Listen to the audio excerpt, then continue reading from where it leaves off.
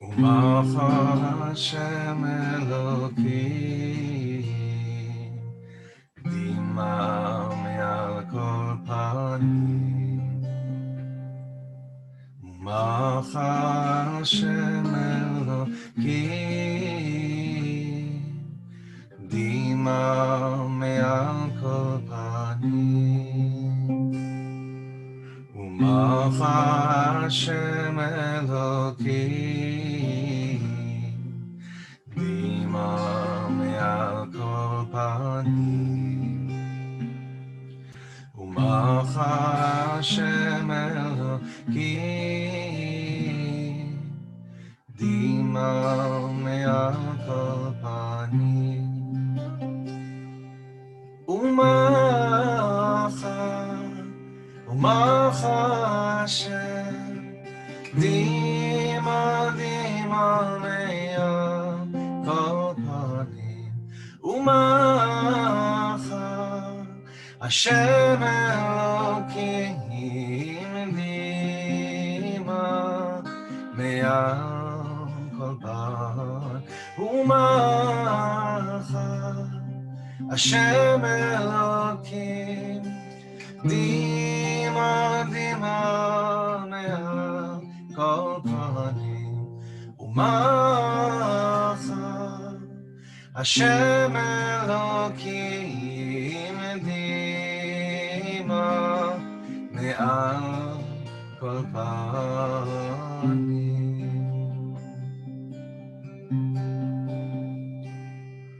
Umacha Hashem Elokim Dima me'al kol panim Umacha Hashem Elokim Dima me'al kol panim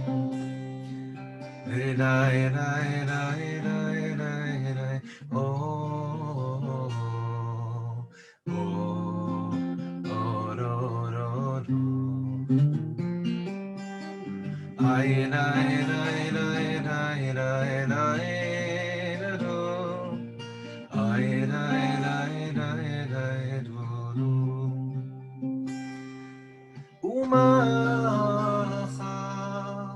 Umacha Hashem Dima me'al kol panim Umacha Hashem Elokim Dima me'al kol panim Umacha Hashem Dima me'al kol panim Umacha Hashem Elokim Dima me'al kol panim me'al kol panim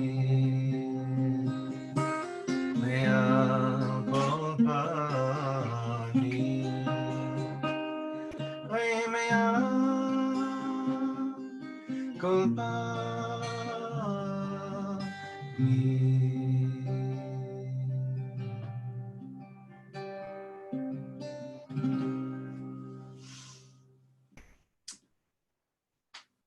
Chaverim Ikarim, dearest friends, thank you so much for being with us. Tonight's program is sponsored in memory of someone who I feel so lucky and blessed to be a part of her family. In loving memory of Bubby, Pesia Elka Bas Nachman Moshe, whose yahrzeit is tonight. This is my wife's grandmother, who I had the privilege of knowing and loving and being tremendously loved by as well. Bubby Pauline. We miss her tremendously. And like it's written in front of you, she was so full of strength and loving kindness, a true Em B'Yisrael, sponsored by Selsky, Lucas, Leifer, Katz, Stern, and Honickman families. תהא נשמתה טהורה צרורה בצרור החיים לעולמי עד. On nights like tonight, we find ourselves once again in search for something that we can't really describe. We're not even sure what we're looking for, but we know that we can't be shut off. The heart needs to be open. And the mind is searching for more and more meaning, especially in the wild and crazy time we're in right now. Our heart is searching, is waiting to hear those words, Anavim higia zman geulatchem. And we are very privileged. Our organization has the incredible zchut to have with us, Mamash leading the way, to have with us Shoshana Judelman, who is a guide and an educator in Yad Vashem, and has taken many, many, many people down a very, very meaningful road of life in World War II, Jewish life in World War II. And Bezrat Hashem, tonight, our hearts will open more and more and more, and the whole night should be a tefillah, and it should be a chizuk for each and every one of us. Shoshana b'chavod. Amen. Thank you, Rav Shlomo. Thank you so much, everybody, for joining us tonight, so that we can be together and open our hearts together and remember and honor the amazing Kadoshim who gave their lives because they were Jewish. Tonight, we discussed what to focus on, and we decided to focus on the Warsaw Ghetto for many, many reasons, partially because so many of us in this community are privileged to learn the Torah of the Piasetzner Rebbe, but also because yesterday was the anniversary of the beginning of the Warsaw Ghetto Uprising. I mean, that's one of the reasons why Yom Hashoa Bagvura is today. And because there were so many amazing Jews in the Warsaw Ghetto of various colors, of various stripes, of various ways of going about trying to continue to have meaningful lives, even in the depths of darkness that the Nazis, Yimach Shemam, put them into. I have for us to share a PowerPoint with some pictures and some words, and I'll just open that right now.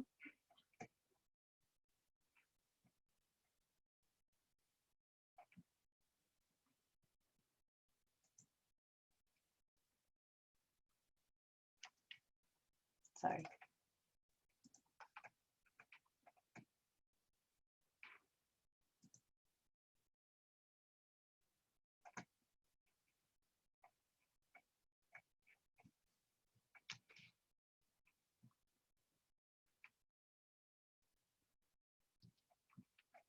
Okay.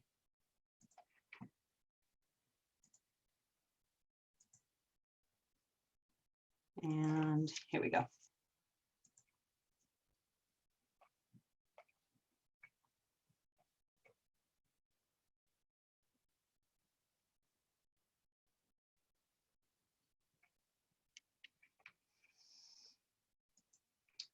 Okay. So Warsaw was the biggest city in all of Poland, and Poland had the largest Jewish community in the whole world. There were 3.3 million Jews in Poland on the eve of World War II, when the Nazis invaded Poland. And Warsaw was the biggest city. It had a huge, huge Jewish population. There were about 30% of the people of Warsaw were Jewish. Now, almost immediately after the invasion, the Nazis bombarded Warsaw with an incredible amount of air attacks, and it was very, very heavily damaged. About 60,000 people died just in the first bombings that happened. And right from the beginning, there was a focus on Jews. So right from the beginning, there was an idea of kind of pushing the Jews towards one area of the city. It wasn't specifically called a ghetto for a while. At the beginning, there was this concept that the Nazis, again, Yimach Shmam, started talking about how there was disease in the city and how the Jews needed to move into a quarantine zone in order to contain the diseases. And they were very specifically speaking about Jews in a very racist and obviously anti-Semitic and hatred-filled way. And so right from the fall of 1939, there was already supposed to be a ghetto. It managed to get pushed off for about a year, but from April of 1940, they were already building walls. And this was where my cursor is. That was the ghetto. The ghetto was about 2% of the whole city. And here's a map of the ghetto itself. Just so you can see, this Zielna Street, that's where the Piasetzner Rebbe lived. He lived at number 5, so it was right over here. And we know that the amount of Jews that were put into the ghetto was absolutely massive right from the start. 350,000 Jews that lived in Warsaw were essentially pushed into the ghetto at that point. And it was just massively overcrowded. In addition to those Jews, another 150,000 or so Jews were brought from the countryside and from other places, including Germany and other areas that the Nazis wanted to make Judenrein, cleansed, as they so-called, of Jews. And so they pushed them into the Warsaw Ghetto. So right from the beginning, it was a really, really hard place to be. On top of that, the ghetto was officially sealed in November of 1940, which meant that nobody could get in or out without specific permission. And once the ghetto was sealed, the economy just went completely downhill. The amount of food that people had was absolutely not manageable. At one point, we know that from documentation that people were existing on, if you can call it even that, about 184 calories a day, which is absolutely starvation rations. It's amazing that anybody survived, although about 100,000 of the Jews that were put into the ghetto perished in the 2 years that it existed like this. This is Emanuel Ringelblum. Emanuel Ringelblum is pretty much single-handedly responsible for, first of all, for us having any of the, or most of the Piasetzner Rebbe's writings, but also single-handedly responsible for really saving the memory of the Jewish community of Warsaw. What do I mean by that? He came upon, he basically was, he was a historian, and he was always involved in communal self-organization and communal self-help. There's like a beautiful, beautiful book about him. There's a beautiful movie that got put out. It's called Who Will Write Our History? And it's all about Emanuel Ringelblum and the Onik Shabbos Archives. It's called the Onik Shabbos Archives. I'll just explain. He basically said, we need to document everything. The Germans were coming into the ghetto with film cameras, and they were coming in with notepads and things like that, and they were telling their story of the Warsaw Ghetto, and of course that was unacceptable. And it was also just kind of his natural inclination to want to document and to want to he saw value in what everybody was writing, in diaries and in little note cards and in tickets to see plays and in school children's essays and in any kind of artwork, even if it's just like scribbled, doodles kind of on a sketch pad. He said, bring it all, bring it all, bring it all. He had about 60 people that were working with him to document everything that was going on in the Warsaw Ghetto. I'll just tell you a quick story about him, just to give you like an idea of who he was. So there's one of the things that he wanted to do was, before the ghetto, before the war, he would travel around the countryside, and he had a campaign, like a mission, that he wanted to help the economy of the Jews, but he was only into self-help. He wasn't into just distributing massive amounts of money, although he did work for the Joint Distribution Committee at one point and into the ghetto also. And so he did have amounts of money, but he didn't just want to like throw it at people. He wanted to invigorate them. He wanted to enliven them. He wanted to give them chizuk to stand on their own 2 feet. So he started a system of what he called micro loans, where he literally gave, loans of like, 10 zloty to people to plant a vegetable garden so that they would be able to feed their families in a better way. And they would pay back, 1 zloty per month for 10 months. And in that way, it was just part of his way of doing things to try to machazik people and to try to get them to really recognize their own strengths and their own talents. So in the ghetto, he had a group of about 60 people, and he encouraged them to bring him everything that they could find. And they met once a week on Shabbos afternoon, and they brought everything that they had collected, and they also discussed what should go in and what shouldn't necessarily go in. He said, I consider it, this is his son, Uri, I consider it a sacred duty for everyone to write down everything he has seen or heard from others about what the Germans have done. It must all be recorded without a single fact left out. And when the time comes, as it surely will, let the world read and know what the murderers have done. When the mourners write, this will be their most important material. And in fact, pretty much everything that I'm going to talk about tonight, and so much of the Torah that we learn at the moment, and God willing, more and more and more throughout the world, really comes from this archive. So we owe Emanuel Ringelblum an amazing debt of gratitude. Before I go further in the presentation, I actually want to have you join me in like a little tour, I guess, of the Warsaw Ghetto. Some of it is a little bit hard to see. It has been colorized, so in a way we can connect to it even more. And some of it is really beautiful. So I'll just share another screen, and in that way we can watch it together.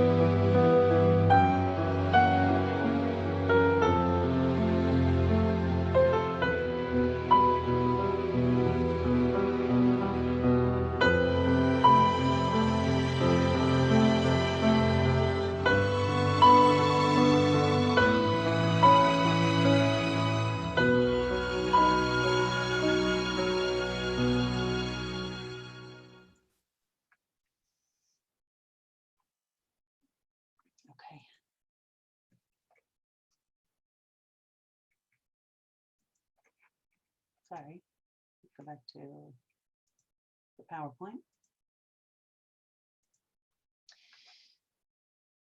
So I just want to say one more thing about the archive, how we actually have it, is that Emanuel Ringelblum, and actually he himself didn't, but he chose a few people to bury the archive.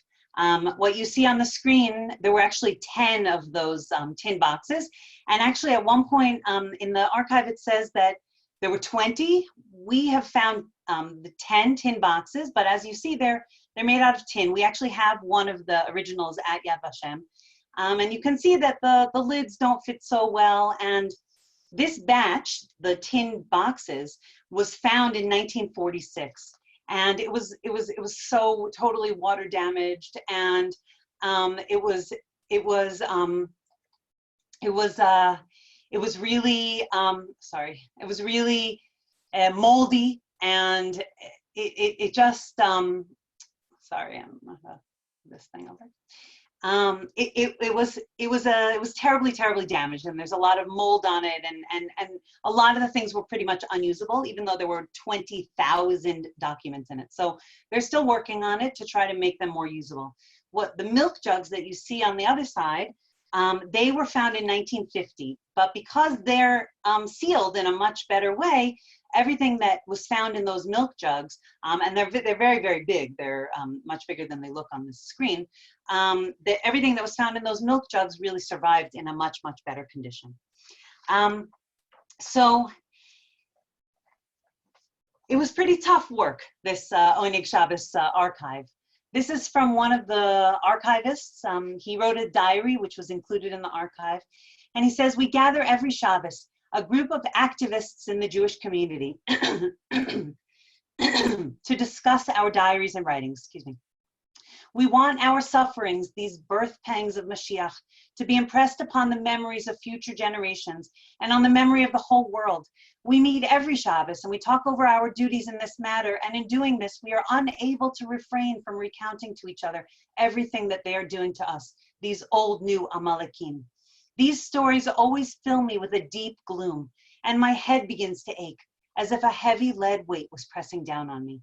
And then he goes on to describe this one episode that he hears about, that in Vlodava, they killed the Rebbe of Radzin. This is from June 6th, 1942. The Radziner Rebbe got killed in Vlodava.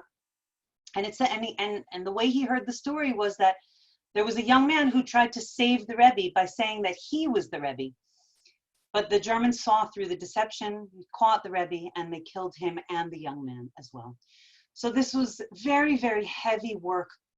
It was very sad work, and yet they felt an overwhelming historical responsibility to do it. Now, I call this a form of resistance, because they went out day in and day out to very difficult places in the ghetto and recorded everything that they were thinking, even though they themselves went through tremendous personal suffering. This is a picture of pre-war Warsaw. So I just want to point out that if you look at the buildings where my cursor is, you can see how many of them have these internal courtyards. So one of the things that happened, one of the things that Emanuel Ringelblum helped set up were these self-help societies, which were called house committees. And the house committees were really responsible for everybody that lived in the building, especially when there was a curfew, when the Nazis put a curfew on the ghetto and people couldn't go out into the streets, they could still go outside in the courtyards of their buildings. And so in that way, there was very much a communal feeling about the buildings. So there was a lot of tzedakah going on there. So I just want to play another video, a beautiful little short testimony.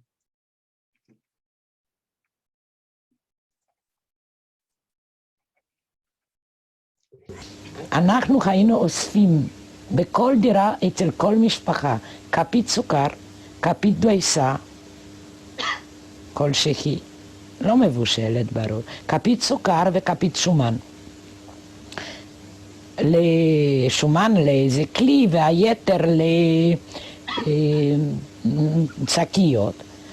ובסוף היום היינו מביאים זה לגז'בוסקה, בית אזורי של ז'טו אס של האזור שלנו, והם היו נותנים את זה לנשים בהיריון או למשפחות לגמרי עניות, אבל אנחנו הבאנו לפעמים קילו של כל דבר, אז זה כבר היה משהו, וזה שוב היה תפקיד של הנוער, לאסוף את הכפיות האלה.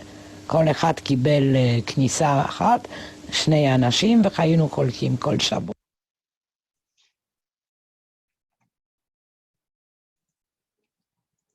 So in that way, these kids, they would go around and they would collect one spoonful from every apartment, and it became something substantial that someone could actually eat. There's a testimony by a woman named Vladka Mead.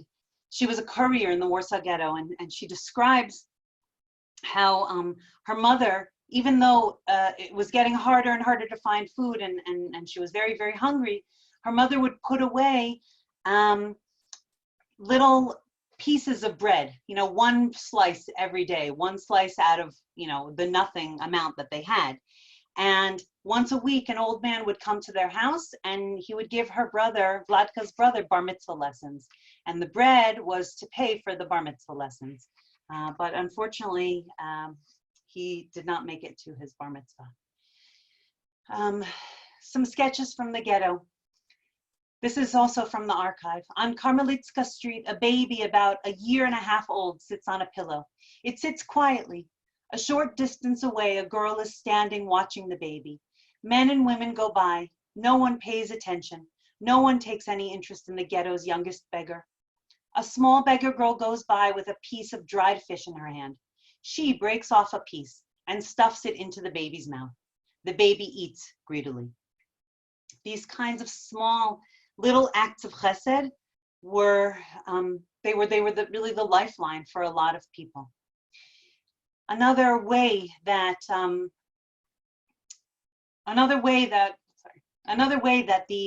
the ghetto population continued to build its strength was, of course, from the Jewish community. So this is a piece from a diary. The man's name was Reuven Feldshuh, and he actually escaped from a labor camp, and he got back to Warsaw, and he was in such a state of like confusion and exhaustion and hunger, but he made his way to the Klois. As you can see, the Klois is almost full. The Chazan davens melodiously. You would never know from him and the worshippers that the world is on the brink of an abyss. They are wearing prayer shawls and tefillin. If you closed your eyes for a moment and didn't look at these people, at their skinny faces, but just listened to the hum of their tefillah, you would be sure you had fallen into a house of God in a time of quiet and tranquility. There are young people too among the worshippers, and not just a few. They too are participating in creating an atmosphere in which the physical is forgotten and the soul is dedicated to sublime, lofty service, totally removed from the oppression of the body and making the suffering of the moment pale in significance. I was suddenly suffused with a warmth that I hadn't felt since before the war. Someone, something picked me up here, carried me, and deposited me in a congregation of Jews from the Middle Ages who were fighting and dying for their religion. That's what it felt like to him. In the world are murder, violence, robbery, and deceit. In the street, cold. In the heart, anguish and pain.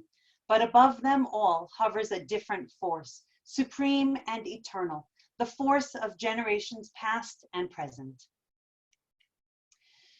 There were many, many places to daven in the ghetto, and there were many, many sources. Well, not many, many. There were some sources of inspiration, and of course, for us, one of the biggest sources of inspiration that we are learning from, and we are attaching ourselves onto, and honestly, in this time, in this strange place that we're in right now, his Torahs feel more and more not just relevant, but like they pierce right into our hearts. That, of course, is the Piasetzner Rebbe, or Kalanimus Kalman Shapira, or Kalanimus Kalman Shapira, as he called himself. He was in case anybody doesn't know his history, he was descended from the sort of very, very illustrious Hasidic families. He was a descendant of Rabbi Elimelech of Lezhensk, of the Chozeh of Lublin, of the Kozhnitzer Magid. And he was born in 1889, and his father died when he was a very young boy, and he was raised, his father had a previous marriage, and in an interesting twist, he was really raised and taught by his nephew, actually, who was much older than him. He becomes the Rebbe of Piaseczna, which is a little town outside of Warsaw. But in during World War I, he moved to Warsaw, and he basically went back and forth between Warsaw and Piaseczna. He's always called the Piaseczna Rebbe, although he opens a yeshiva in Warsaw in 1923. It's actually named after his nephew. It's called Das Moshe, and it becomes one of the biggest, yeshivas in pre-war Warsaw. Is about 300 yeshiva bafrim that are there. And when the war breaks out, of course, people tried to convince him to leave Warsaw, to go to a safer place, but he refused. He said, I can't save myself and leave my Hasidim. I won't abandon my Hasidim. It's really like he deserves a whole night. He deserves, there's many books that are written about him, but just so we can, kind of cling on to him a little bit in this time and attach ourselves a little bit to some of his Torah. There's a few themes that he brings out in his Torah, and one of them is that each and every emotion that a person feels can be used in the service of HaKadosh Baruch Hu. It can be used to connect ourselves to Hashem. I'll read a piece from the Eish Kodesh. The Eish Kodesh, the holy fire, although that's not what he called it. He called it Torah from the years of anger or years of wrath, was found in those milk jugs. And they're drashas on the Parsha and on the Chagim that he gave over in the Warsaw Ghetto. So this is actually the very first one that is included in the collection. It's from Rosh Hashanah 1939, and he says, this is a translation, the translation that's in the book Sacred Fire. There is a great need to arouse and excite our own fear of heaven during this period, because the fear itself is an acceptance of the yoke of Hashem's sovereignty upon us. Of course, this is happening when the Nazis are like at the gates of Warsaw and already starting to bombard the city to take it over. And of course, fear was the pervasive emotion of the time. And he says, all of the cries of the Jewish people heard in this period are a revelation of God's kingship and an acceptance of his sovereignty upon us. Even those pleas and prayers in which we beseech God to take care of our physical needs are also a kind of revelation of his sovereignty and a praising of him. Meaning, if you're feeling fear, so that's your connection to Kadosh Baruch Hu. That's a healthy response to what's going on here, and it means that you are in touch with your emotions, and it means that you are reaching out, to Hashemayim, because really all fear is rooted in the fear of heaven. And so when we are crying or crying out to Hashem, of course, that's a form of accepting Hashem's kingship over us, and that's a form of recognizing that Hashem is in charge of everything. Hashem has revealed his majesty to us, and we have accepted his kingship over us, and we return to him. And so we also ask of him that he meet our needs. Who else can fill the needs of his people and his servants if not God, King of Kings, the Holy Blessed One? Right? If we're calling out to Hashem, we're accepting his yoke upon us, but we're also recognizing that only he can help us. This is the praise we sing to Hashem, the fact that we acknowledge and accept upon ourselves God's sovereignty. Now, he also he doesn't shy away from the hard things, talking about the hard things. This is actually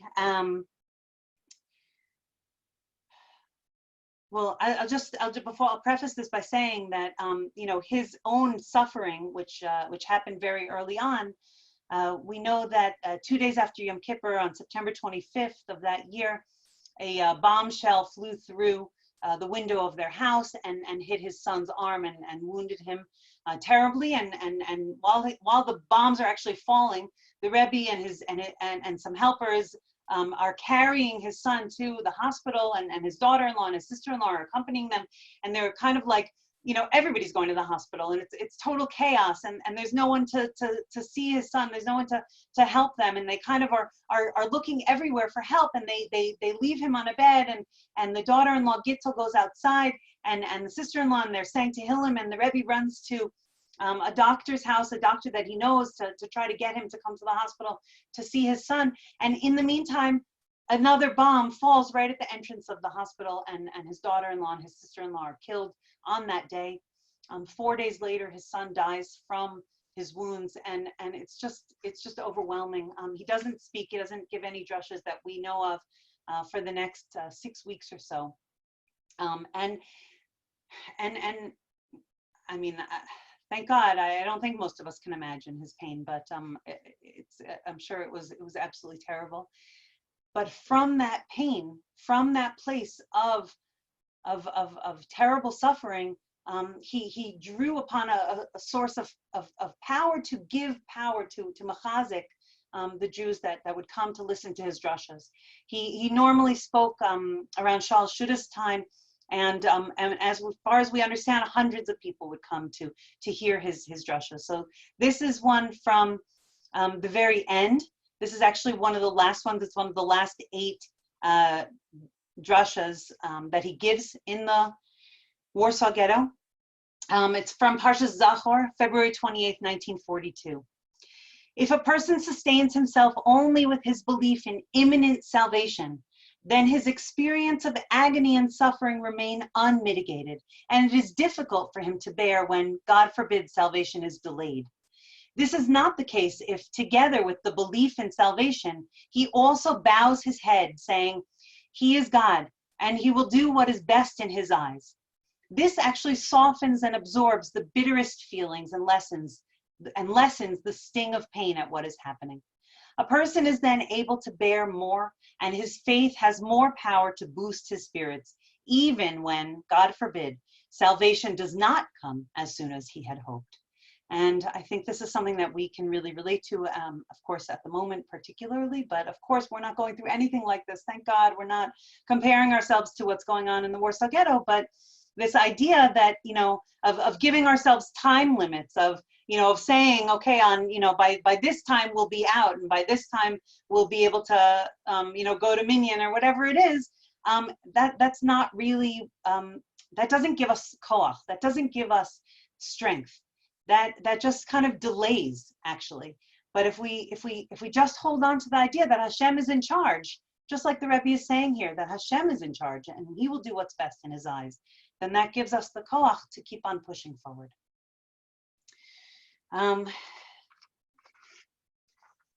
Okay. So one of the things that characterizes the Warsaw Ghetto, wait, I don't want to go to the screen yet. One of the things that characterizes the Warsaw Ghetto is that there's really 4 time periods. The time period before the ghetto was sealed, and then when the ghetto is sealed until the beginning of what's called the Great Deportations, which was the summer of 1942. And then that time during the deportations, when about 300,000 Jews were deported from Warsaw, from the Warsaw Ghetto, and every single one of them was sent to Treblinka, where they were all killed in the death camp of Treblinka. And then there's the time period after that deportation, after those deportations, and until the end, which is really the uprising. The Rebbe actually makes it through the deportations, and one of the ways that he is able to be there is from help from other people to get work papers. There were certain shops in the ghetto that the Nazis needed to continue to function. And one of the ways that we know this is from the book that you see on the side of your screen here, the Warsaw Ghetto Diaries. This is by Dr. Hillel Seidman, whose words are absolutely essential to understanding religious Orthodox life in the ghetto, and he writes so beautifully. Now here I am, he writes this on Hoshana Rabbah in October of 1942. He says, now here I am in Schultz's shop. It was a shoe shop. The people are driving nails and saying, shop meaning factory, okay? The people are driving nails and saying, driving in nails and saying Hoshanas. Here are assembled, thanks to the aid of one of the directors, Abraham Handel, the cream of orthodoxy, Hasidic Rebbeim, Rabbanim, Talmidei Chachamim, religious activists, and prominent Hasidim. At one workbench, officially repairing shoes, sits Rabbi Aryeh Tzvi Frumer, formerly Rosh Yeshiva at Chachmei Lublin. He might be sitting here, but his spirit is soaring to other worlds. His lips are constantly moving. Obviously, he is studying Torah by heart. Every so often, he throws a question to his neighbor opposite. His neighbor opposite was the Piasetzner Rebbe, author of the Chovos HaTalmidim. And then a quiet discussion on religious subjects follows. Gemaras and biblical texts are quoted, and soon there appear on the shoe block, or rather in the minds and mouths of the Geonim, of these Geonim, the Rambam, the Ravid, the Tur. And who cares now about the SS men, about the German supervisor, or about hunger, misery, persecutions, and the fear of death? They are no longer in a factory at 46 Novolippi Street, but inside the temple's hewn chamber at a sitting of the Sanhedrin. While some succumb to their maltreatment, these Gedolim rise to new spiritual heights. This is the plane, this is the level that they functioned at, to be sitting there in the worst of the worst after the deportations, when there are so few. There's about 50,000 Jews left in the ghetto out of what was once close to 500,000 Jews. And they're working as slaves, and yet what are they doing? They're sitting and they're talking to each other about Gemaras and Chidushim on Torah, and trying to, you know, let their spirits soar elsewhere. I just want to I want to go back to I want to tell the end of the Rebbe's story, which is really that when these factories were set up, the Nazis had this idea of, the Germans had this idea that they would liquidate the ghetto at some point, but that these factories were essential. So they set up labor camps around the Warsaw Ghetto, and one of them was at Travniki. They thought that they could, you know, convince people to go there peacefully, but of course it didn't work. And everybody knew that by that time, by the end of the Great Deportations, everybody knew that nothing was awaiting them except death if they got onto a train. But nonetheless, there were roundups, and the Rebbe got rounded up and he got sent to Travniki. We don't know exactly when. It was sometime around the uprising in 1943. Ultimately, when the Warsaw Ghetto uprising happened, there were also uprisings that got inspired by the Warsaw Ghetto uprising in the death camp of Treblinka, in the death camp of Sobibor, in several other places around central Poland there. And because of that, the Germans really, they just wanted to like sort of wipe everything out and not have to deal with, you know, the hassle of dealing with these Jews. And they went on just a massive killing spree. And this was in November of 1943. And we believe that the Rebbe got killed on this one particular day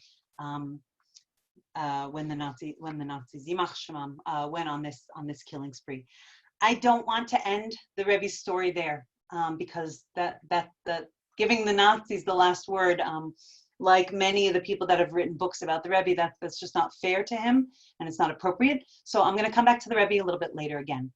I want to go back to one piece that I skipped over, which is this one from a man named Chaim Kaplan. He kept a very, very important diary that was found in the Oneg Shabbos archive. Actually, Emanuel Ringelblum bemoans the fact that he couldn't get Chaim Kaplan's diary because he actually, Emanuel Ringelblum did not know exactly what went into the second burying of the archive. And so he didn't know that actually Chaim Kaplan's diary did go in there. He considered it, he saw him writing, he's read pieces of it. He considered this to be absolutely the most important diary that was kept in the Warsaw Ghetto. And Chaim Kaplan says, on March 10th, 1940, so this is way back in the beginning, he says, a certain invisible power is embedded within us, and it is this secret which keeps us alive and preserves us in spite of all the laws of nature. German Jewry collapsed and fell.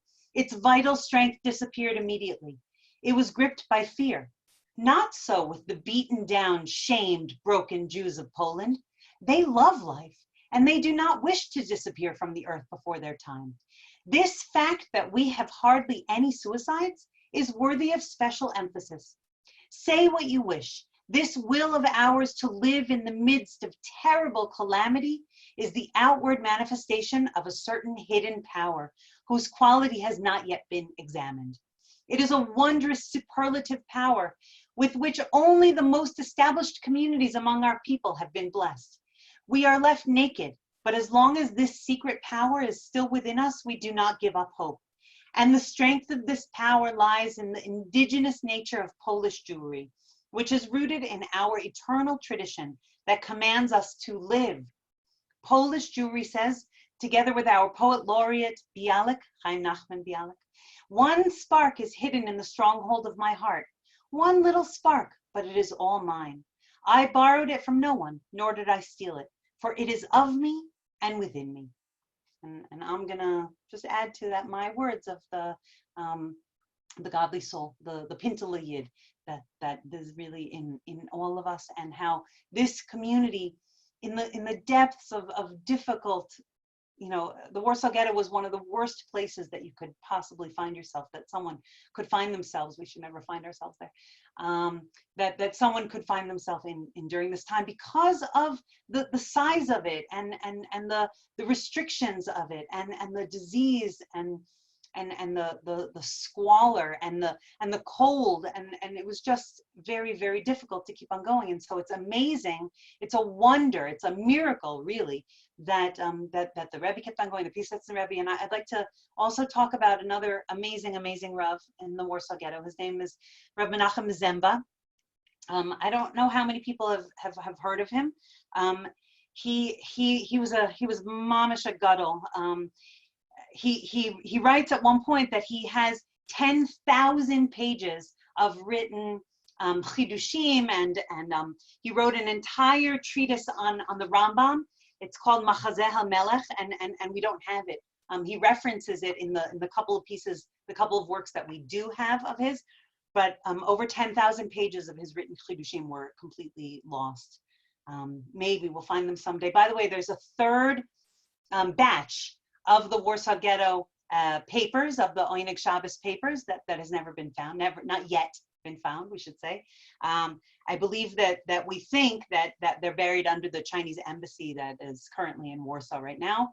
At one point, the Chinese actually let Israeli archaeologists go and dig there, but they had one day to do it and they didn't find it. So maybe Bezrat Hashem, we'll still get to hear more about these amazing Jews of the Warsaw Ghetto someday. Rav Zemba was also his father also died when he was a young boy, and he was raised by his grandfather. And his grandfather was a chassid of the Kotzker Rebbe, and a talmid of the Chidushei Harim. So he grew up as basically as a chassid of the Sfas Emes, and he was basically a ger chassid. He writes that he writes about his correspondence with the Rogachover. So if you understand, the Rogachover was a absolute genius and would not have written to anybody that was not less than an absolute genius. He's actually offered the position of chief rabbi of Yerushalayim, but he turns it down. He's also offered the position of the Rav of Lublin and the head of Yeshivas Chochmei Lublin. So really an unbelievably brilliant person. We don't know exactly why he didn't. He may have taken that job and it just didn't work out, but he never ends up being the Rav of Lublin. After Rav Meir Shapiro passed away, so that he was offered the next to be the next one. He doesn't. He ends up in Warsaw, and he's a representative at of rabbis at the Knesset Gdola. He's just a big gadol, and he writes a lot of halacha. So he's also given a couple of opportunities to escape from the ghetto, and he also refuses. And there's so many mentions in different ghetto diaries, especially Hillel Seidman's, about his kindness and his compassion. I'll just read you This is from Hillel Seidman's diary. He writes, I remember the Sukkot of 1942. Now remember, that's after the Great Deportations. So the terrible deportations lasted from Tisha B'Av through Yom Kippur, that summer of 1942, July through September. And so this is after that. I remember the Sukkot of 1942. Under extreme danger, Rav Menachem broke open the roof of his apartment to construct a primitive sukkah. True, it was a tiny sukkah, but thousands of people passed through. On Erev Sukkot, I received 3 esrogim from Switzerland, amazingly. Naturally, I brought them all straight to Rav Zemba. Rav Menachem displayed great delight with his esrog. Immediately, the news spread, and hundreds of Hasidim and Yeshiva Bachrim crawled through attics and tunnels and cellars to perform the precious mitzvah. He also was responsible for building up some underground yeshivas. At this particular point, it was very, very difficult to do this. Jews hid in bunkers and bolt holes, in cellars and attics, in cold and fear, and learned Torah in depth and with dedication. Rav Menachem visited the clandestine yeshivas in Nalevki, Novolippi, and Mila streets, testing the yeshiva bachrim and spurring them to greater achievements. In the Mila Street yeshiva, they would learn right through the night. Outside, panic reigned. No one knew what the unnatural lulls signified. Everybody feared what the morrow would bring. The Gedolei Torah, Rav Menachem Zemba and his Talmidim, ignored this bitter reality to soar to the spiritual heights of Torah and Yiras Hashem. At this point in the ghetto, 300,000 have been taken out. About 100,000 people died in the earlier part of the ghetto. And so there's, like I said before, about 50,000 people left. And it was just such a dangerous time in the ghetto. The Germans would periodically come in and make, new roundups until January. January was the last kind of big roundup before the uprising. I'll tell you one more story about Rav Zemba. Rav Zemba, there's a record of some of the different psakim that he made, different halachic questions that he had to deal with. And there's one where a young couple came to him in tears, absolute tears, and they wanted a divorce, or the husband said he wanted a divorce. Not because he was unhappy with his wife, not because his wife was unhappy with him, but because they had the opportunity to be smuggled or smuggle themselves to the Aryan side. So at this point in the ghetto situation, because it was so dangerous, many people were trying to get to the Aryans, the so-called Aryan side of the city, the whole Warsaw that was not in the ghetto. But you had to have very specific things in order to make it on the Aryan side. First of all, you had to have a very good command of the Polish language. You had to speak like a Pole, not like with a Yiddish accent, not like a Jew speaking Polish, but like a Pole speaking Polish. You also had to have good looks. You had to not look like me. You had to have looks that could pass as Aryan. You had to have good forged documents. You had to have connections. You had to have either a hiding place or, a way of sort of blending in. And you had to be very, very brave and have a lot of guts. So this man says he has an opportunity to smuggle them to get out of the ghetto. But his wife, says that if she went with him, she would endanger him because her looks would give them away. He had more Aryan looks and she had more Jewish looks. And so she didn't want to endanger him. Besides the fact that also her elderly parents were in the ghetto and she didn't want to leave them. And so she's crying because he will only leave if she agrees to accept a get, to accept a divorce, because he's worried that he's going to get killed or something's going to happen to him on the other side of the ghetto, and she's not going to know, that there will be no record of what happened to him, and he does not want to make her into an aguna. And so he turns to Rav Zemba with tears in his own eyes, and he says, please, please, please convince her to take a get.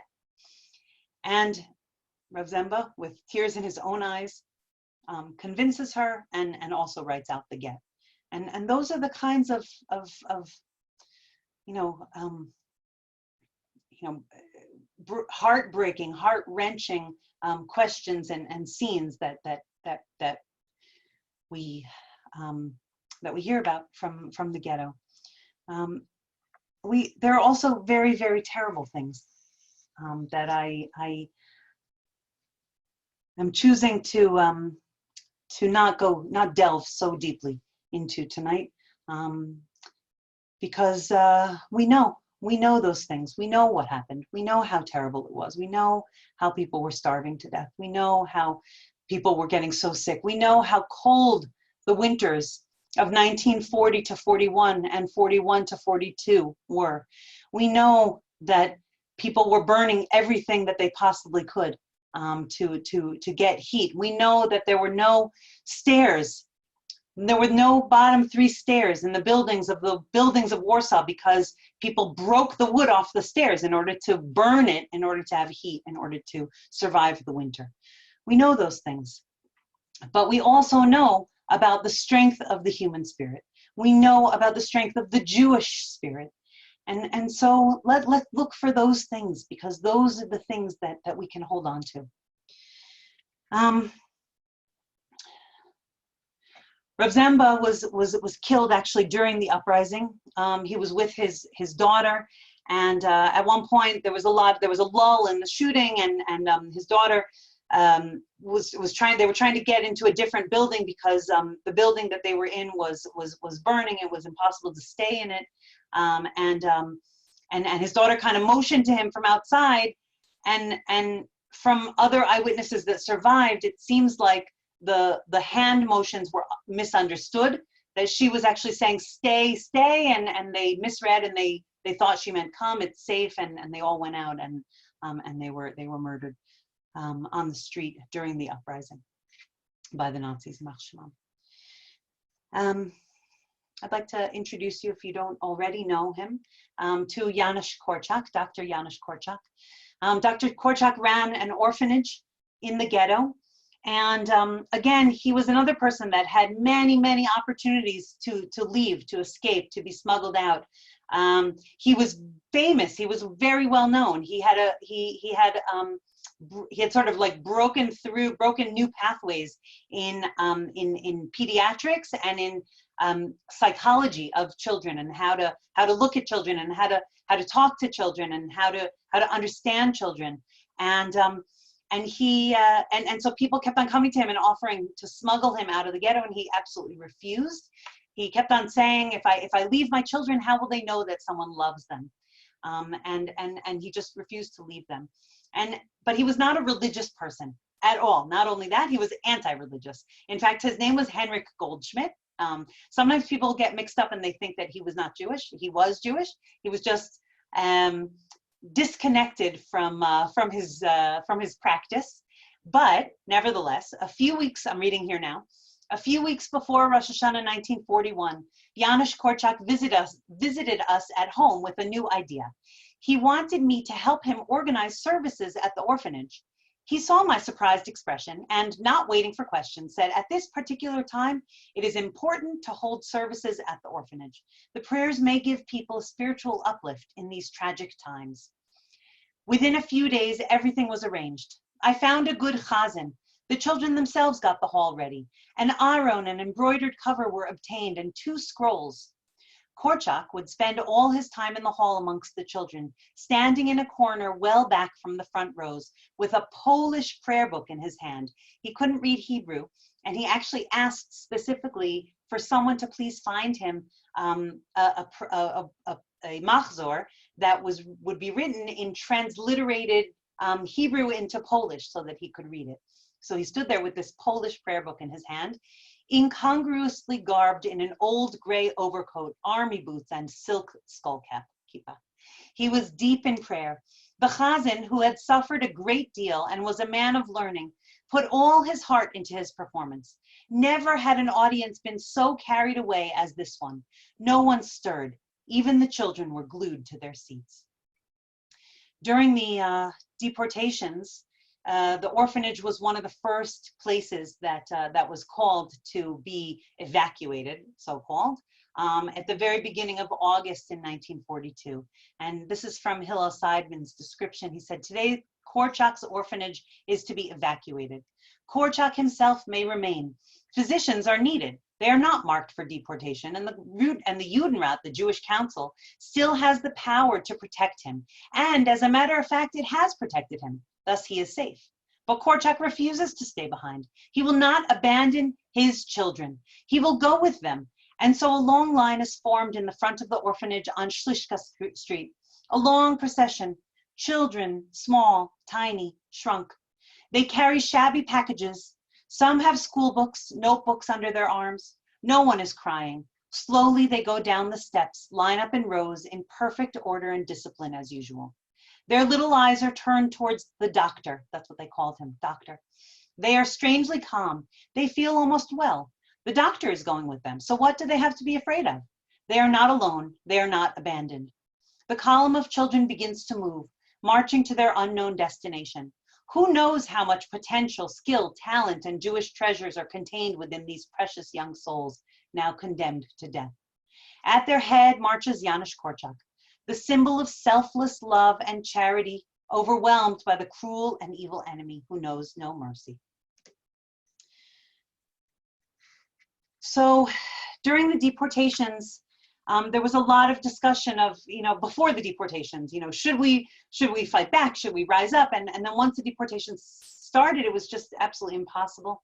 Another ghetto diary, Avraham Levin, we saw him before, The Cup of Tears. He wrote, during the deportations on August 9th, it is a wonder that people can endure so much suffering, living the whole day on a knife edge between life and death, and clinging with all their might to life in the hope that they may be among the 10 survivors. And on September 11th, we tremble at every noise and shot that comes from the street.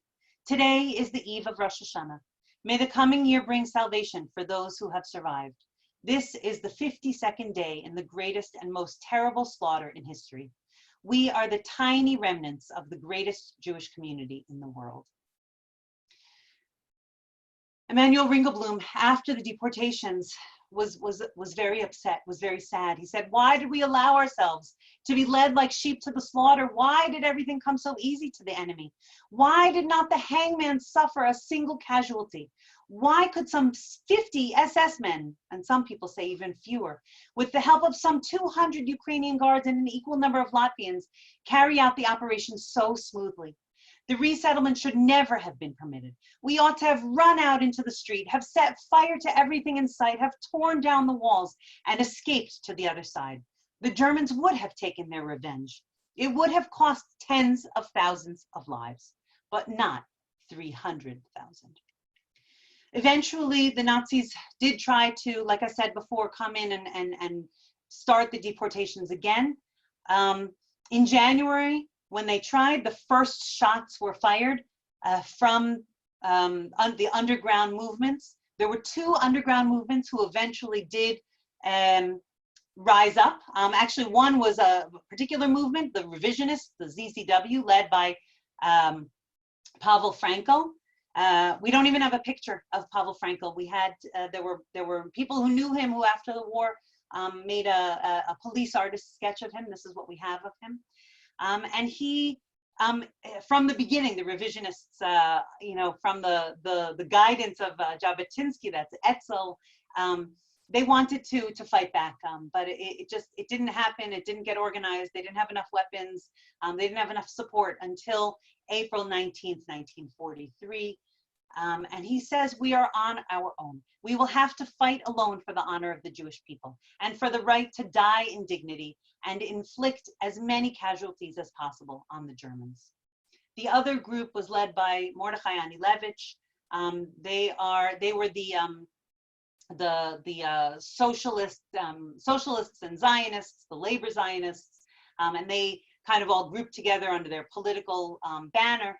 And he writes, there's a letter that he writes to Yitzchak or Antek Zuckerman, who survived, who was on the Aryan side of Warsaw trying to get more weapons and trying to get more support.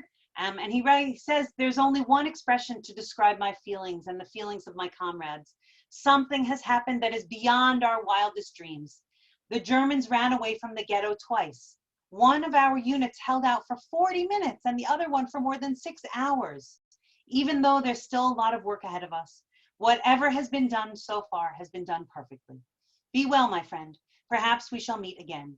The main thing is the dream of my life has come true. I've lived to see a Jewish defense in the ghetto in all its greatness and glory. The Warsaw Ghetto Uprising lasted 1 month, and then the entire ghetto area was bombed out and set on fire and completely destroyed. There were about 10,000 survivors ultimately from the Warsaw Ghetto. This is a memorial at Yad Vashem. Actually, it's another version of a memorial that was put in Warsaw right at the end of the war in 1947, and then another one was created for Yad Vashem. This part of it is a memorial to the people who fought with physical arms, physical weapons against the German oppressors, as they called them. And this part is the memorial to the deported Jews. But I just want to point out that this Torah, this beard, this pregnant woman, these children this woman who's holding hands with this child, this woman who's holding onto her child.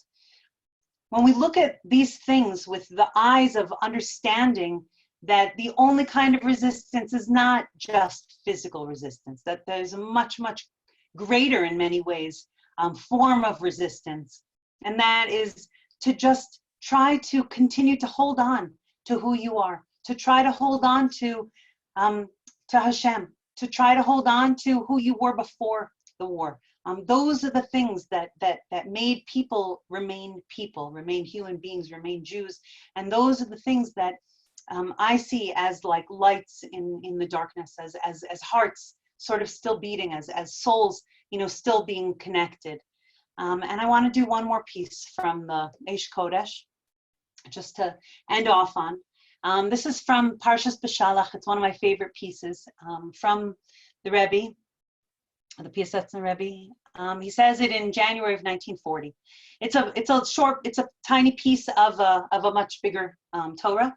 He says, we learn in the Talmud, in Brachas, Daf Gimel Aleph, Amud Aleph, when Rabbi Yossi entered one of the ruined houses of Jerusalem in order to daven, he heard a heavenly echo. In the same passage, we learn that Rabbi Yossi was told by Eliyahu Hanavi that the heavenly voice speaks not only in ruins, but whenever Jewish people go into shuls anywhere in order to daven. Why then did Rabbi Yossi not hear this echo when davening in his own shul? He only heard it when he went into the room. And so the Rebbe writes, we do not presume to understand the essence of Rabbi Yossi's experience, but the lesson in it for us is this. It was precisely because Rabbi Yossi was davening amidst the ruins of Jerusalem, because he saw all the devastation around him, because his heart was broken in response to that destruction, that he was able to hear the heavenly echo. That voice is around all the time. It's around when Jews are davening. Maybe also not when they're davening in shul. Maybe when they're davening in their living rooms. That voice is around. And I think what the Rebbe is saying is that when our hearts are broken open, and when we are affected by the situation of other Jews, when we're affected by the situation of Am Yisrael and of Eretz Yisrael and of the world, that our hearts are broken open, and then our ears are open also, and we can hear with the ears of our souls, with the ears of our hearts, that voice, that heavenly voice that is also crying with us, and that is a theme in the Rebbe's Torah, that as the destruction is raining upon the Jews of Warsaw, that Hashem is crying with them. And of course, everything comes from Hashem, but there are things, there are birth pangs, and there are growing processes, and there are times when we have to be broken in order to rise up bigger than we were before. And this Torah, I think, speaks to that time in the Warsaw Ghetto when people were looking around them and they were connecting on the level of their suffering. They were connecting on the level of that they were feeling each other's pain because they were feeling their own pain. And I'd like to give us all a bracha to end off. That I think, like I said before, we're not in this situation, thank God. We're in our homes, and Baruch Hashem, there's plenty of food in the stores, and we don't have an oppressor, and we're living. I mean, those of us that are in Eretz Yisrael are living in our holy land, and yet, it's a difficulty, and yet it's a difficult time, and yet there are different kinds of walls that are keeping us in, and I think that I don't know, maybe, this happened in this time period also because of this day that falls out now. And maybe also because we need to have our hearts, they had to be broken open in order to connect to the Kedoshim of the Shoah in an even deeper way. I'll give us all a bracha that our hearts should be open, but they should also be filled. They should be filled with the joy of being with our families, and the knowledge that Hashem is with us, whether in suffering or whether in joy, that Hashem is always with us. And when we hold on to that, we are always stronger. Thank you. And I'm going to stop the screen sharing. And thank you, Rev Shlomo. Shoshana, we all thank you from the bottom of our hearts. Can't imagine getting through these tkufot without, it's not just your wisdom, but it's also your heart that's so dedicated, that's so one with the work that you do. Hashem should bless you and your family to only know of salvation, to only know of good news, and to only know of Mashiach Tzidkenu coming to greet the 6 million. So we'll end off with one tefillah.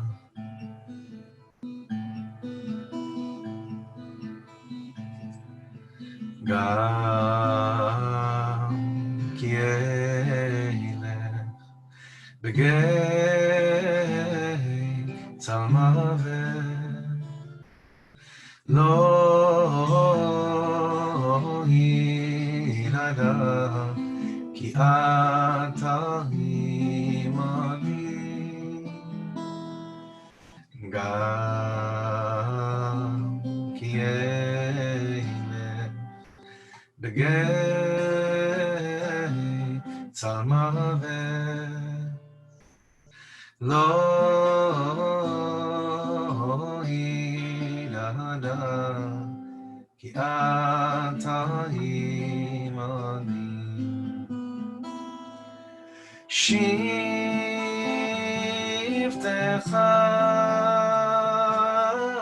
umishantecha,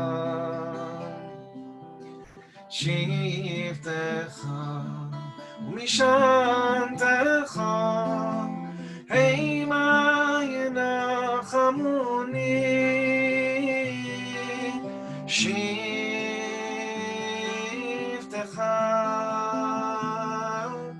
umishantecha,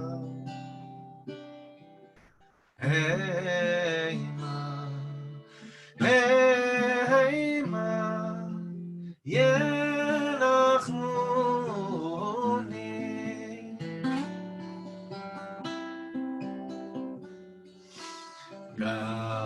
Gam ki elech begei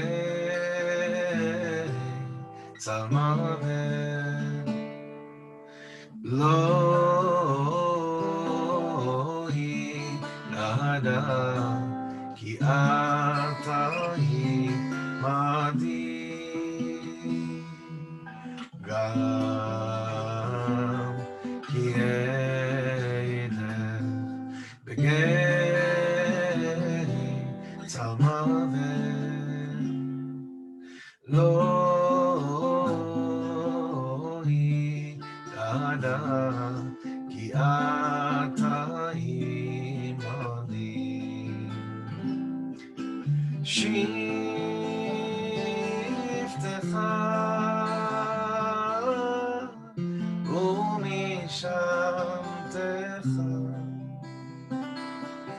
שבטך ומשענתך המה ינחמוני שבטך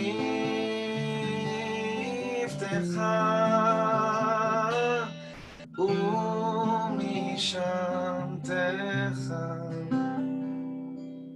המה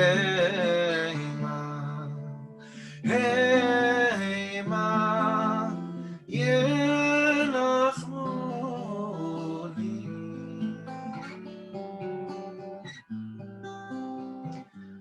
I want to invite all of you to be with us again tomorrow at 10:30 in the morning.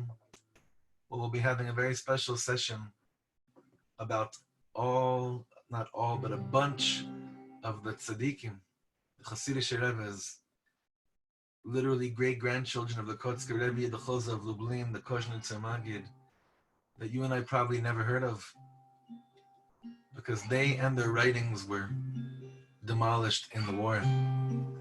So it'll be a very fascinating time tomorrow morning at 10:30. And until then, we'll keep on davening strong. Ani Ma'amin Be'emuna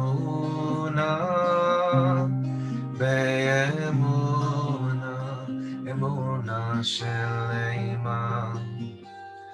Ani Ma'amin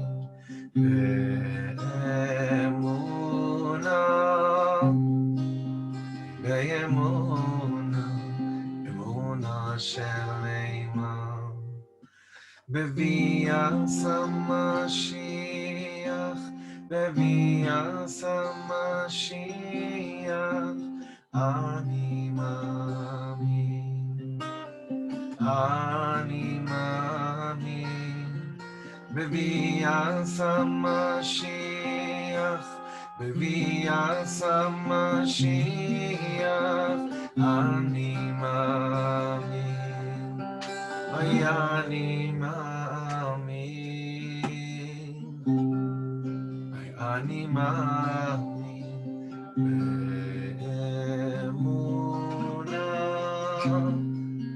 Be'emuna Emuna Shelema Ani Ma'amin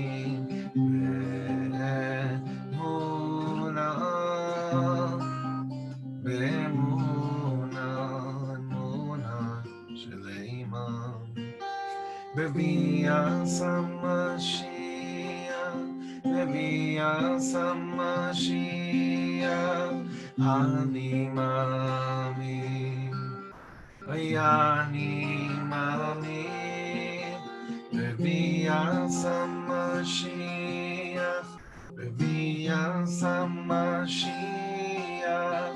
Ani Ma'amin Ani Ma'amin.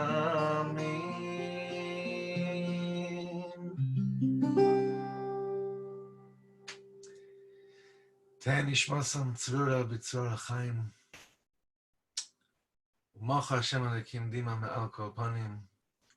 ויסקיים בנו מיקה שכוסו ועלו משים בהר ציון. לשפוט עשר עשב והיה להשם המלוכה.